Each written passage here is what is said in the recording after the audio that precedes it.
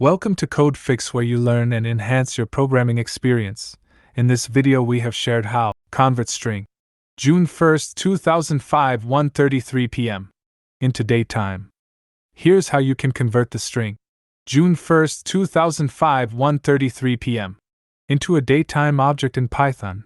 Now let's run this example code. Here is the output you will get. In the code above, we're using the datetime module in Python, which provides functions for working with dates and times. The datetime method is used to parse a string representation of a date and time into a datetime object, using the specified format. In this case, the format %b, %d, %y, %i, %m, %p corresponds to the components of the input string June 1st, 2005 1:33 p.m. The resulting datetime_ object contains the parsed date and time information. Hopefully this video helps you to sort out the issue you were facing. If you still face problem or need further help, just write in comments. I will reply you as soon as possible.